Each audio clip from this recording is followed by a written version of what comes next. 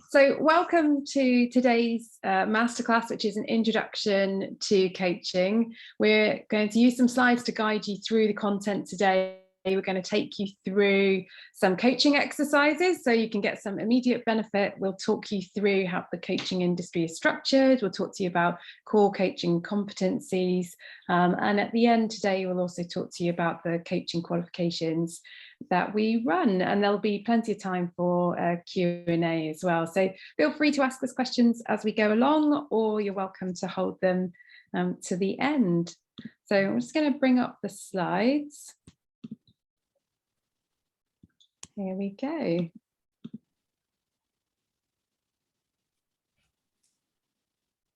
Okay. So our promise to you today is that you'll leave the session today with more knowledge of coaching and, many of the reasons that it's such a powerful development tool or technique. You'll have added to your coaching toolbox with the exercises that we go through, and you'll have had your questions on the coaching industry answered. And if you are thinking about training to be a coach, if you're not already qualified, you'll also be more confident in terms of what would be the right option for you and how you can go about that. So please stay with us to the end if you can. We understand if you need to drop off, if you've got a work commitment at the end. Turn off your notifications and just enjoy being in this bubble with us for the next hour. This time really is just for you. So just so we can get an idea of the reason that you're here joining us today, we'd love if you could drop into the chat for us. Which of these 4 reasons are the primary reason that you're here? So number 1 is that you want to learn more about coaching and why it's such a powerful tool for growth and change. Number 2 is you want to explore your skills and how they're matched to coaching. Number 3 is you want to use coaching to help guide, support, lead, or inspire others in your role now or perhaps a future role. And number 4 is you're thinking of doing some coaching training, but perhaps you're confused by the industry and which would be the right option for you. And I think we can add a number 5, which is all of the above. So if you can drop into the chat for us and let us know which one of these is your main reason for being here today, joining us.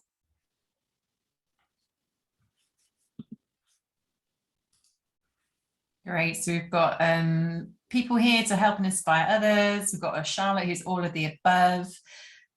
We've got a learning more and getting to know us, which is great. Welcome, Miriam. That's lovely. Yeah, fantastic.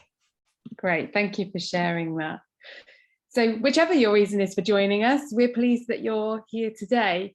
I'll just give you a little bit more information about us to help you get to know us if this is the first time that you've met us. Some of you might be in our Coaching Crowd group, which is our free group on Facebook that Zoe and I set up in 2018, I think it was, as a space to be able to share coaching resources, Q&A, and that group has grown now to 17, nearly 1,800 members, and it's a space that we like to be in, and it's a place for you to, ask questions, share resources, and we always drop our podcast in there as well. So you might have come across us because we launched our Coaching Crowd podcast on the 15th of November, and we are in the top 1.5% globally of podcasts.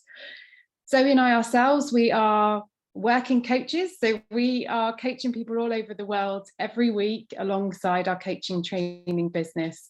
We're master accredited coaches. We've been nominated for a number of awards, and I won the European Mentoring and Coaching Council Global Coach Practitioner of the Year award as well. Our business was founded on Valentine's Day, like all great couples, back in 2011. And we have been working professionally as coaches since that date, but began our coaching training business in 2015. And our courses are accredited as qualifications with the Institute of Leadership and Management, and are also accredited by the ICF, the International Coach Federation, and also the European Mentoring and Coaching Council. And really the foundation of our business is a huge mutual respect for each other. We actually met over 20 years ago when we were studying for our masters at Plymouth Uni, which is where Zoe and I are both from. And we supported each other working in different organizations through our HR career. And I was a HR director, and Zoe was a global OD consultant. So there's a friendship, a mutual respect, really strong partnership, and I think we model great relationships in everything that we do, and we love bringing people into that space. And over the years, we've invested heavily in our coaching CPD. If you chat to either of us about coaching, it becomes very clear that it is our true love. So I'll hand over to Zoe. Hi, everybody. So just take a moment then to think if you can imagine what it would feel like or be like to have that confidence to know how to help, how to influence, lead and inspire people, most importantly in a way that they need to be supported, because that is fundamentally at the crux of coaching.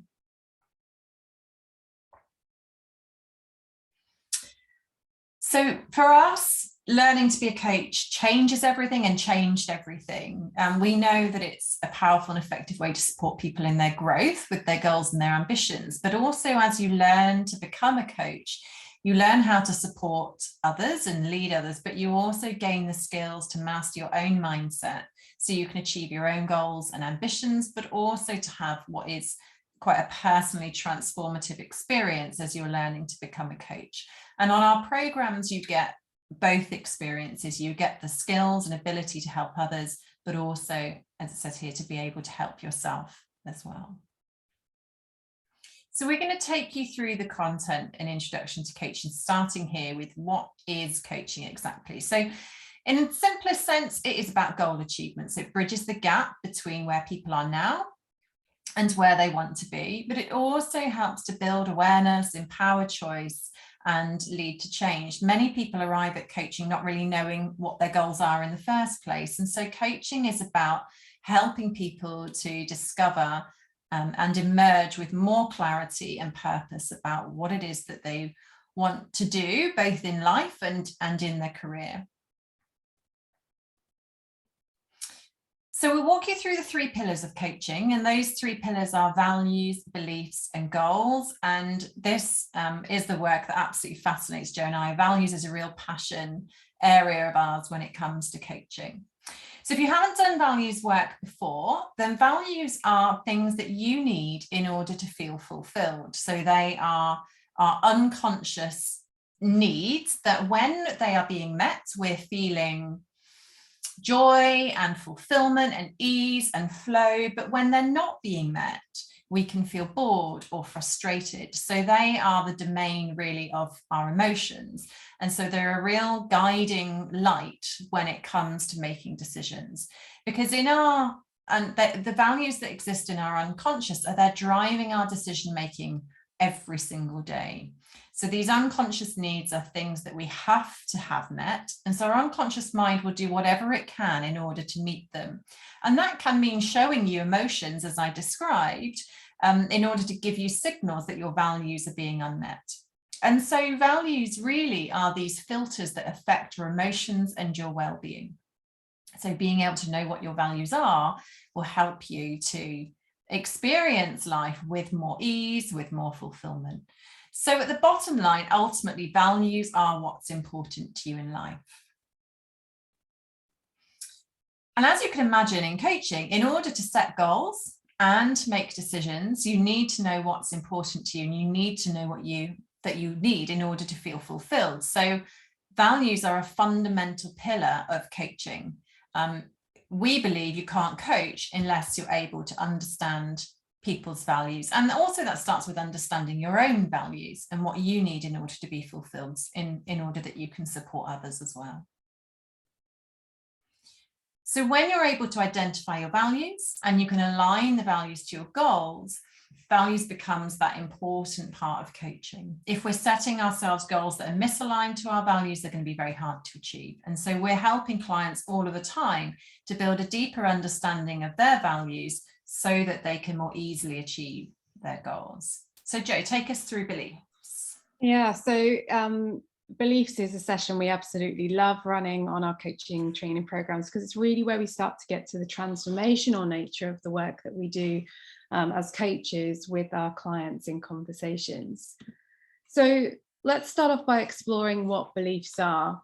One way to think about beliefs are that they are the rules that we live our lives by. So if you think, you might have a belief which is, I will have only made it when I have X amount of money in the bank. If you have that belief, you can treat that as a fact. Or people might have beliefs about safety and what's related to that. So they are rules that we live our lives by. They are the things that we perceive as facts. And sometimes people find it hard to differentiate between a fact and a belief, and that's some of the exploration that we do with them in coaching conversations. In essence, we have two different types of beliefs. And if you think about a value, think of that as a circle. Each value that we have has a number of beliefs attached to it. So let's say if I have a value around achievement, which I do, I'll have some positive beliefs attached to that, and I'll also might have some limiting beliefs attached to that. So beliefs that are empowering are positive. They enable us to achieve things well, and they enable us to enjoy them as well. And those beliefs that are limiting us are the beliefs that are negative, that hold us back either from achieving what we want to or from enjoying our achievement of that thing. And this is all really important because we act as if our beliefs are true. So whether we believe we can or we can't, we're usually right, because it's our mindset that is our greatest challenge. And we see this a lot when we're coaching, CEOs of organizations. We've got great ideas around strategy, but it's the mindset that can really get in the way in terms of driving that forward with behaviors. So the purpose of working with our clients around identifying their beliefs is to raise their awareness about what is that software program that's operating in the back of my mind, that's influencing everything that I'm doing that I haven't been consciously aware of. So we help them to bring that awareness into their consciousness. We challenge them around the beliefs that they have and how they relate to them achieving the goals that they want to. And where they identify beliefs that are holding them back, we support them in the conversations to do some deep-rooted change work to set them up for success to achieve the goals that they want to. So we've talked a lot about goals. Zoe, do you want to pick this up? Yeah, sure. So what's special about goals then? You yourself, I'm sure if you're here, are used to setting goals for yourself. Many high achievers are. Well, goals help us to learn and grow. Fundamentally, we can use them to build self-esteem. They also help us to focus our attention. As we talked about values being the unconscious driver, goals are the conscious driver. They are the ones that actually choose what we want to focus our attention on. And as we go and achieve our goals and make progress towards our goals, we're building confidence, skills, and competence. And of course, when we set goals that are aligned to our values, we're creating that full and also fulfilling life. So goals are a really important part of coaching, and they are one of the distinguishing features of coaching and what makes coaching different to other approaches out there in the market. So what we know about goals is that you're more likely to achieve what you want from life if you set yourself goals. And you can increase your chances of success by writing your goals down, by sharing them with people and making a public commitment, and also having someone to hold you to account. And for the astute of you in there, you're probably already starting to see that this is actually some of the work that we do in coaching. We help our clients to articulate what the goals are they want to have and write them down, share them with us as their coach, but also perhaps their support network. And a coach can play a role, if the client wants them to, in holding them to account as they journey towards fulfilling those goals. So that's ultimately where coaching comes in. But what more do we need to tell you about goals? Well, not all goals are good goals. There are many goals that we'll set ourselves where it's going to increase the pressure. So a lot of the time we're setting goals that we can fail. And we do that by focusing on things that we're not in control of. So as a coach, there is a skill in helping our clients to form goals that are well formed, goals that we can't fail, goals that we're actually in control of. And obviously, as the coach, being the supporter, the accountability partner and challenger, because often in goal setting, we might have clients that also are too afraid to set goals because they have a fear of failure, which is where the belief work comes in. Or perhaps they're setting goals that aren't actually far enough in their stretch zone to give them the motivation and engagement to keep going after them. So goals on the surface can look very simple. It's a case of setting what you can achieve, but actually in coaching, there's a sophistication behind the layer of goals, which is one, helping people to dream big enough that they can really decide those goals that excite them in the first place, helping them to overcome the beliefs so that they can do that and achieve the goals that are going to be well-meaning for them, but also forming those goals in such a way that it removes the pressure and puts the coachee or the client directly in the driving seat of being able to achieve those goals. So goals can be a really exciting part of coaching. So that's the 3 pillars: values, beliefs, and goals. What we're going to take you through now, actually, we're going to pause. I forgot this slide. So what intrigues you most about coaching? So is it 1, values, 2, beliefs, 3, goals, or 4, all of it? Share with us some of your thinking by dropping a number into the chat, and any comments that you might want to make as well. So Nikki's all 4, brilliant. Miriam, yeah, values, yeah, like Joe and I, really passionate about values. What's Charlotte saying there? Values, because it's so different to the pros and cons approach of other goals and decisions. Absolutely. So when you have a decision goal in coaching, your typical approach is pros and cons, but how we approach decision making in coaching is 1, values, but also looking at actually what's in the way of being able to make the decision in the first place. And that can often bring in the belief work as well. 4, they're all interlinked. Yeah, absolutely 4, although I love number 1 particularly. Brilliant. So we're all in good company together, and obviously there's a whole vast amount of information you can start to dig into and learn when it comes to values, beliefs, and goals. So Joe, do you want to take us through this next part? Yeah, I do.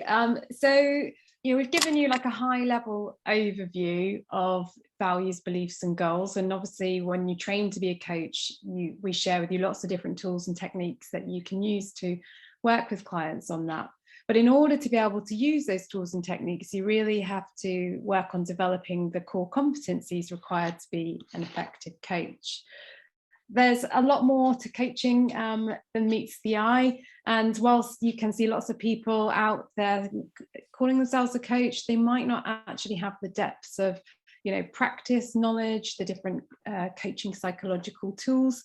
And when I decided to train to be a coach, it was because I'd worked in a number of organizations and I'd had consistent feedback that, oh, Joe, how come everyone comes and talks to you and goes away feeling better? And after that kind of consistent feedback across different organizations, I thought, I actually don't know. I'm just being me, and that's great if people do feel better and they feel comfortable to come and talk to me, but there is a risk that I could cause harm. So for me, it was important from an ethical perspective that I learned as much as I could about this talent that I seem to have, so that I could hone that talent and be, of even better service and also safe in the work that I do with others. So there are 3 main bodies, coaching bodies in the UK that you can see on this slide. There's the European Mentoring and Coaching Council, often called the EMCC for short. They are a global coaching organisation, despite the name. They're a not-for-profit as well. Then we've got the International Coach Federation, which is US based, and then we have the Association for Coaching. So much like in the HR profession, you have the CIPD, and in the accounting and marketing, you all have those different bodies that regulate them. There are these 3 bodies. They all sign up to a global code of ethics. They all have core competency frameworks that might vary slightly, but in essence cover the same core coaching competencies. So on this slide here, we're sharing with you the 8 core competencies that the EMCC have for coaches. So we've got understanding self. So that includes understanding what your values are, understanding what your beliefs are, understanding, what you might get triggered with, understanding what your needs are, how you need to prepare for conversations, the work that you need to do for yourself so you can be fully present for others whilst also taking care of yourself. Commitment to self-development is that commitment to lifelong learning and being a lifelong learner, and looking for areas where there are opportunities for you to develop and grow as an individual. Then we've got managing the contract. So when you enter into a coaching relationship with somebody, managing the contract is really about how you manage the relationship. What are the ground rules, if you like, that you have in place? What are the agreements? What are the expectations of coach and coachee? And we go into all of these things, obviously, on the course, and while they're all simple and also complex at the same time. Building the relationship is obvious. I think it's about how you build trust and rapport with the person that's come to you for support through coaching. Often coachees, when they feel safe in that relationship, will share things with you that perhaps they haven't shared with others, and perhaps haven't even acknowledged to themselves before. So building that safe relationship and the intimacy in that relationship is really fundamental as a core competency. And that's through listening, observing, summarizing, sharing patterns, being challenging, being supportive. And then we've got enabling insight and learning. So coaching is about enabling the coachee to gain greater insight into themselves, the inner conflict that they experience, how they are in relationship with other people, either in a one-to-one or a group situation, insight into their motivations, etc., etc. And it's also about helping them to learn. It's about helping them to connect with those aha moments. It's about helping them to connect with, what more they want to learn and how they want to grow. And coaching is an outcome orientated or an action orientated conversation. So in a coaching program, we would have a goal. What does success look like for you at the end of our conversation today? And if you're working with somebody on a coaching program, say it's 6 sessions, you would have an overall goal that you're working together to help the coachee achieve as well. And then the use of models and techniques. So, we use models and techniques in coaching conversations to help our coachee to connect with new perspectives, which gives them new options, new choices in life, to help them move forward in the way that they want to. So we draw from a range of different coaching psychologies. We share with you, I think it's about 24 different tools on our level 7 qualification. And then evaluation is a core coaching competency, because it's how we can reflect, how we can identify, how we can grow and develop as a coach. It helps our coachee as well to understand what is it that worked really well for me in these conversations that I've had, and how might I want to replicate that in other conversations that I have too. So we want to do a little exercise with you. So if you've got pen and paper there, or maybe you're using an iPad, whatever it is that you have in front of you there to use, we invite you to draw out this circle. You might be looking at it, seeing a pizza with pizza slices, or a bike wheel, or a Trivial Pursuit wheel. So draw a circle that has 8 segments in it. And then what we'd like you to do is to label each of these segments with each of the core coaching competencies as we've got them here. And as you do that, I want you to give each of these core competencies a score out of 10. So 10 out of 10 is, I'm absolutely great at this. I can't really think how I could get much better at this particular core competency. 0 obviously is, I don't really understand what this is. I don't feel really skilled at this. And obviously you've got all the different scores in between. So just take a couple of minutes to score each of those core competencies for how confident and how competent you feel with each of those.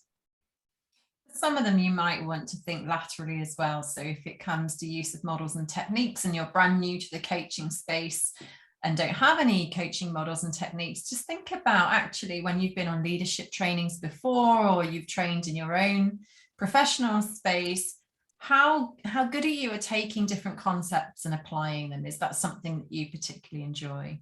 And same with enabling insight and learning. Whilst you may not have coached before, actually when you're spending time with people, helping people to problem solve or supporting them with their difficulties, how well do you feel that you contribute to, you know, their insight and their creative thinking?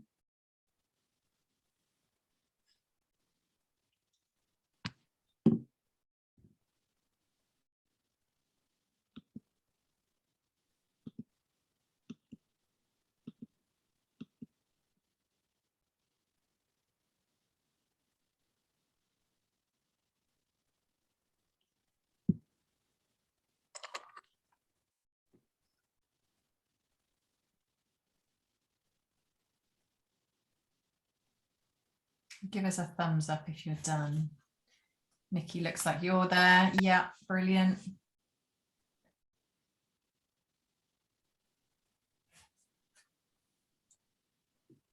Yep, Charlotte's done. Great, thanks, Charlotte.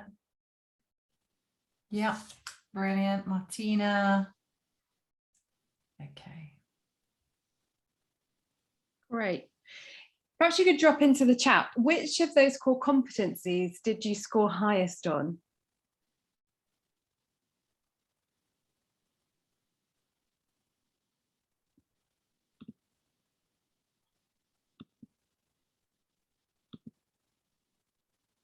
Okay, so Martina's sharing outcome and action orientation. Alex is sharing building the relationship. Nikki is understanding self and enabling insights. Diana, self-development. Charlotte was managing the contract and outcomes, and Debbie, building the relationship.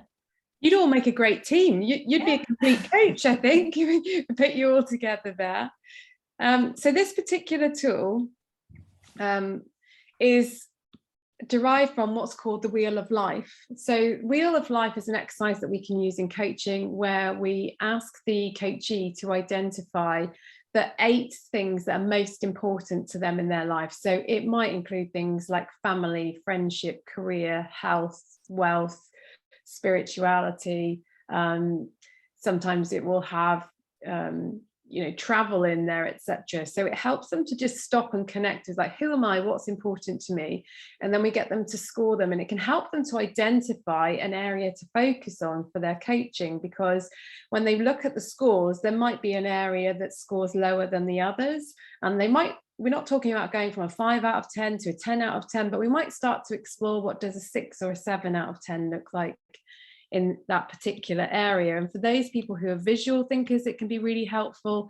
It also helps to evaluate the effectiveness of the coaching at the end, because we can come back to this Wheel of Life as a simple tool for them to look at.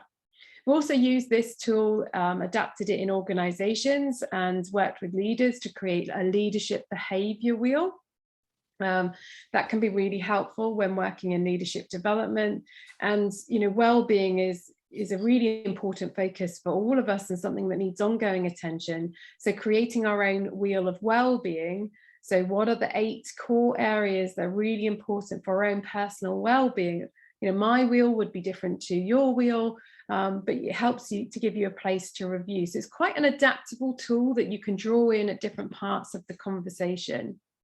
I think the beautiful thing about that activity we've just led you through is that nobody starts from scratch when you're coming to coaching, and it can feel sometimes when you come onto a program that you're all absolute novices, and and that the mountain is really huge. But actually, on a coaching training, everybody brings core strengths and qualities that they come with, and really learning to be a coach isn't about giving you everything that you don't know. There's a lot that you do know, but it's about taking you from perhaps good to great in the areas where you've got those raw skills.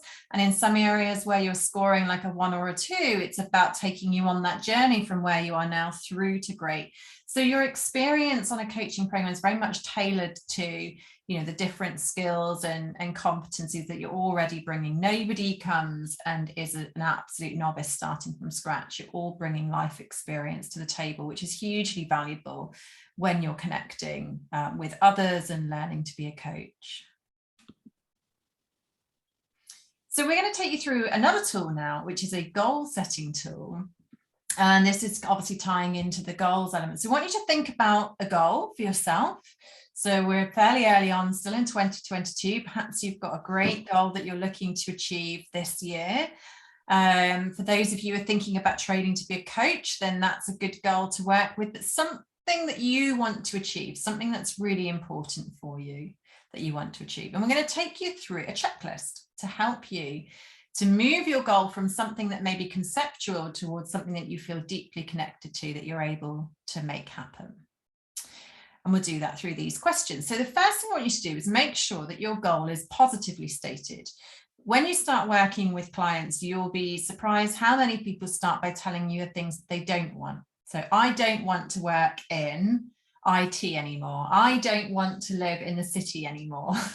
But actually what we need in coaching is for people to focus on the positive, because our minds can't process a negative. So when you're thinking about what you don't want to do, you're always actually focused on that thing rather than what you want instead. So make sure that your goal is positively stated.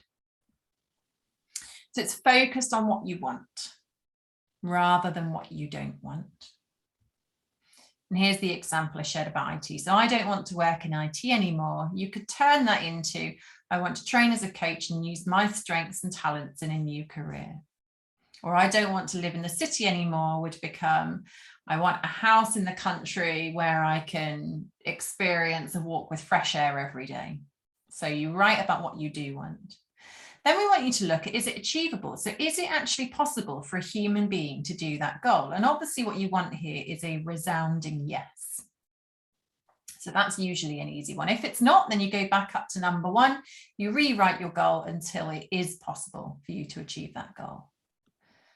So number three, what will I accept as evidence that I've achieved my goal? And when we're supporting people in this area, what we want to do is build out a real sensory picture of this goal when you achieve it. So what will you hear? What will you see? What will you feel when you've achieved your goal? So if that's training to be a coach, then the evidence that you might accept is that you'll see yourself in a cohort with 20 other learners. You'll be hearing feedback that, wow, you've learned so much this week. You'll be feeling proud of yourself for having committed. You'll be feeling energized at all the learning that you're doing. So what will you see, hear, and feel in relation to your goal when you've achieved it? And you want to build out as big a sensory picture as you can when you do that. So the next question then, is achieving this outcome personally within my control? And this is a really important one, as I said before, because most of us set goals that aren't within our control.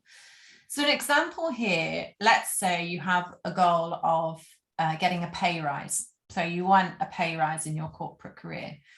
That is not a goal that you can personally authorize or decide. So you're not in control of that.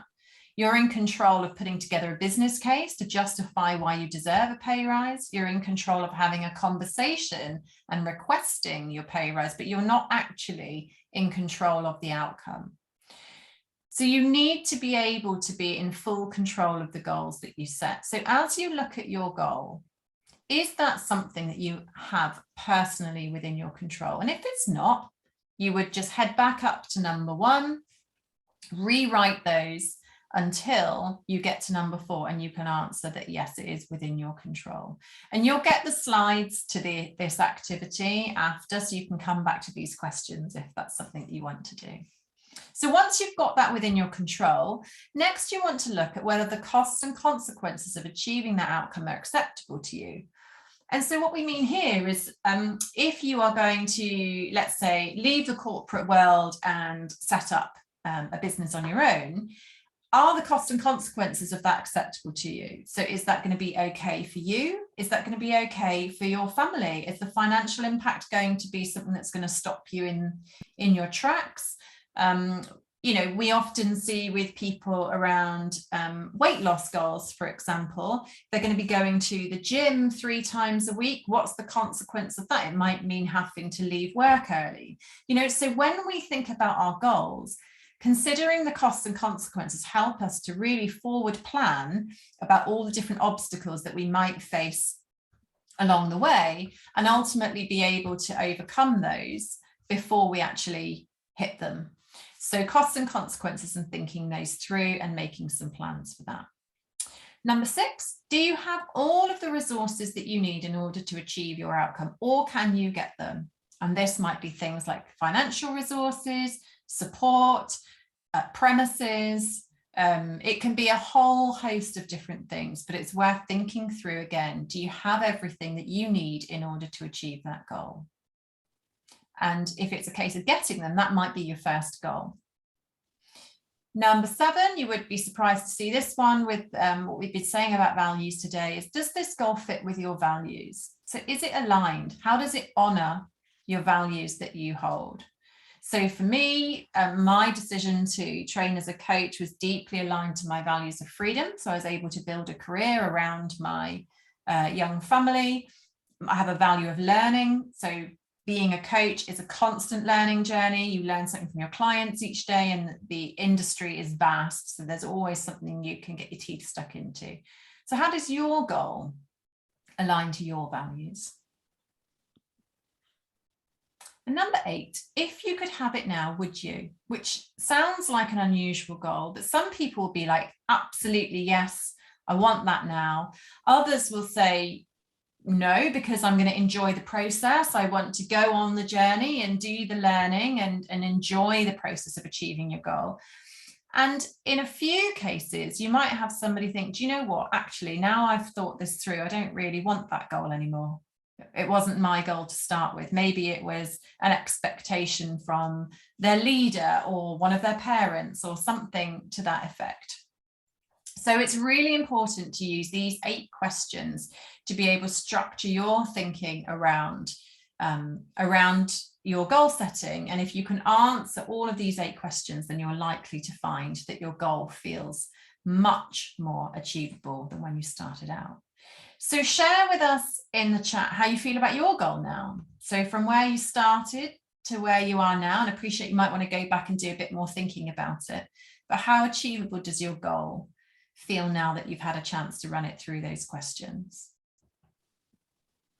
What did you think about those questions? What do you think about that as a semi-structure for a conversation? So Nikki had to adjust your goal as you went, which is great, because that shows actually that you're able to kind of tweak it and get to a different place with it.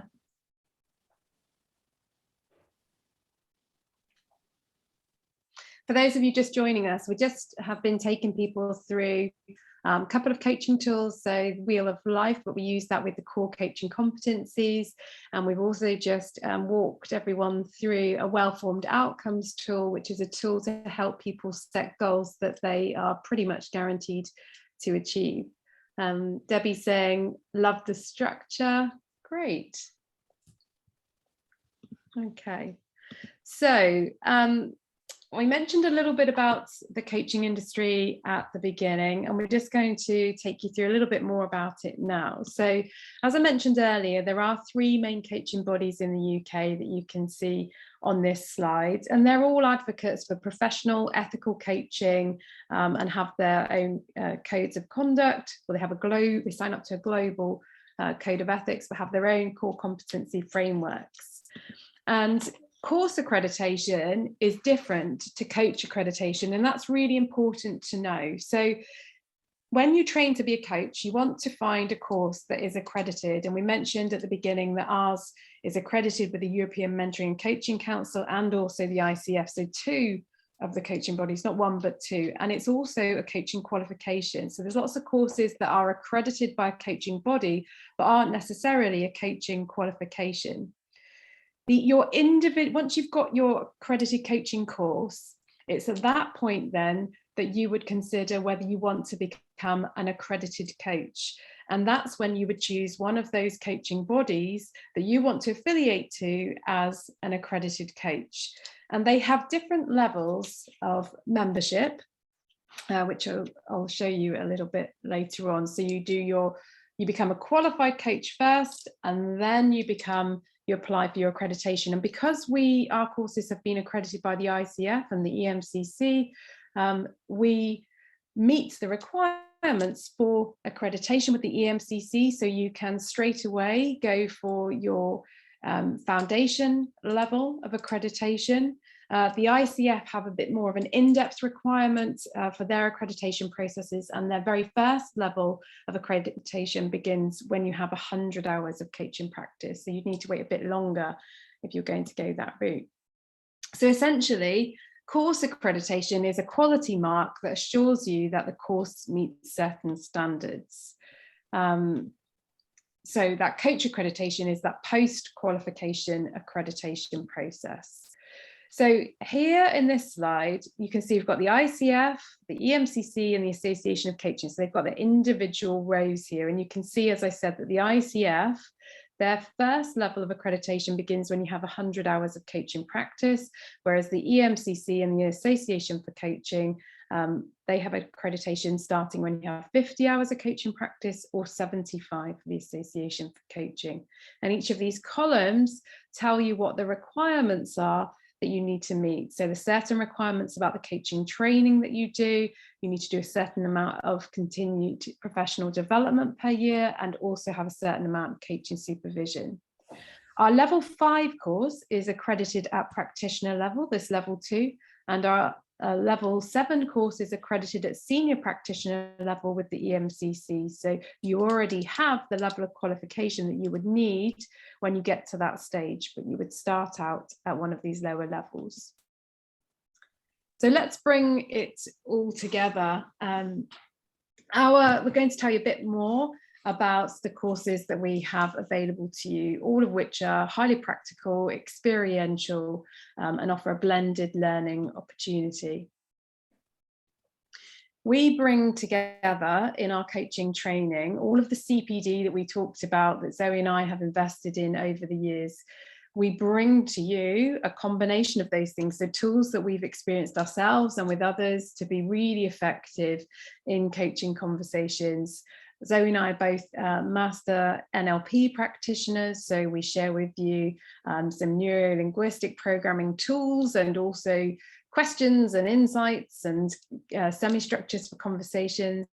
We have a couple of lessons around transactional analysis, and we share with you 4 different transactional analysis tools, as well as understanding about what transactional analysis is. We have a lesson that focuses on cognitive behavioral coaching and emotional intelligence. All of our stuff is person-centered. We share with you a number of different coaching models.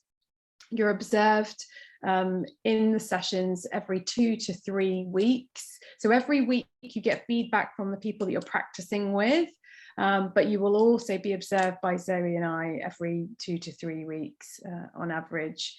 And so in each 2.5-hour session, we tend to have a 15-minute check-in. What is your key learning from the pre-work, which takes about an hour? So we share that in the group. We give you an overview of that topic that we're focused on that week, and then you'll do about an hour of coaching practice. So you'll always practice as coach and coachee and give each other and receive feedback. And then we'll have a deep group debrief. Then we take a quick comfort break, and then we come back and we do a second practice of something else, and then again a group debrief, and then get prepared for the session the following week. So if you do the level 5, you have 20 of those weekly sessions. If you do the level 7, there are 24. And once you've finished those weekly sessions, which is all about theory and the practice, you then will begin coaching real people, and to support you during that phase as you undertake your coaching practice hours, you'll be supported with coaching supervision that we provide. So we've got an online learning portal where you do your pre-work, which is watching the video content of the theory. You can always download the slides. You'll always have a demo. So where you're going to be practicing a coaching tool, Zoe and I have provided demos of us facilitating the very same exercises. And I'm just going to stop and just share with you what that looks like. So can you still see that, Zoe? No, the slides are down. We're back to the full screen. Hang on, sorry. Right. So when people join us for their coaching qualification, they get access to our learning platform. This is the level 7, but if people join for the level 5, it will say level 5, and they'll just have the lessons, obviously, that are related to the level 5. So these aren't all of the lessons for the level 7. If I clicked on view all, it would change the format, and we could take you through the other ones, but I'll just give you an idea. So we mentioned values. So if we go into the values lesson, you'll see that there's a video here. The videos are usually somewhere between 12 and 25 minutes, giving you the theory, setting the context. But you'll also see that there's 3 other videos here. So values tools, values elicitation demonstration, and also values charter demonstration. And here we've got the tool, so the values elicitation tool that you would be practicing, and also the notes. Some people like to print them out and make notes against the slides as we go through. And here you can also say, love this lesson, and click add comment, and it sends it to Zoe and I, or you might have a question about it that you don't want to wait till the lesson, and it'll send it to Zoe and I, and we'll come back and respond to that. And if I just pick another one, so we talked about beliefs earlier, if I click on that one, you'll see the exact same layout. So it's very intuitive. You've got your video here, you can make your comments here. You can see that there's also a video demo. You've got the slides and also the exercise that we'll be practicing that week. And alongside, on that one, alongside the weekly lessons, every roughly 4 to 6 weeks, you will actually not come to the full group session, but you'll practice in a coaching duo or a coaching triad. So in the weekly sessions, you'll be coaching different people randomly in your cohort, and it's a good opportunity to experience different coaching styles. But we also want to equip you with the experience of having practiced a full coaching program of 6 sessions. So that's why we put you into a duo or a triad. So we'll say to you, when you've got your first consolidation week, we say, right, you've got everything you need now to facilitate session 1. These are the things we've covered. This is how you would structure it. You may or may not get through all of it. And so you go off and you practice in those duos or triads that week. And then we come back, we continue with our weekly sessions, and then we'll say, right, you've got everything you need now to do your second session, and so on. So before you start your coaching practice with real people, you've had that experience. And so you'll have facilitated it, you'll have experienced it. And if you're in a triad, you'll have also observed it as well. I'm just going to bring that one back now and go back to the other slides. So we have 2 cohorts or 2 intakes per year, March and September. Our March cohort starts on the 10th of March with an orientation course. That's just getting to know people in your cohort. So we have 2 cohorts. We've got a Thursday morning, which is 10 till 12:30, or 6 till 8:30 GMT for the evening cohort. We know sometimes, work can get in the way or something else. So you would sign up to a particular cohort. If you needed to swap in a particular week, that's no problem. We can facilitate that.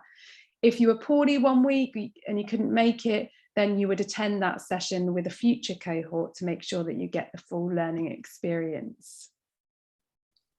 So do you want to go through this? Yeah, we get a lot of questions about which course is right for me, and we actually have a quiz on this, which we'll bring up the link to, or Joe, if you can drop it into the chat. It's www.mycoachingcourse.com, which enables you to go through a quiz to help you to decide. But typically, we're looking at the 5 or the 7. So the main difference with the level 7 is that it is for people who want to coach at senior and executive level. So if you're thinking about setting up yourself as a coach, this is probably the right qualification for you. If you're in an organization in a senior leadership role already, this would be the right coaching qualification for you. The level 5 is still a great qualification, and it's about coaching really up to those mid-level coachees, integrating those skills into an in-house role or freelancing as a coach as a side hustle. The main difference in terms of depth, the level 7 is very much, as I said, about that senior level, but requires a deeper level of reflection. So your reflective practice is much deeper, and your critical analysis of the work that you do is much deeper. And there's 72 hours of coaching practice within that qualification that you need to do between 6 and 9 clients. And whereas the level 5 is 54 hours of coaching practice. The supervision is different. So you'll get 3 hours of supervision on your level 5, whereas you'll get 8 hours on the level 7. And what we see is many people coming through on the level 7 who are in those senior roles, but we'll also get people starting out on the level 5, being in the program for say 5 months and then deciding, actually, I really want to upgrade to the level 7 to get the more in-depth content that comes towards the end of the program.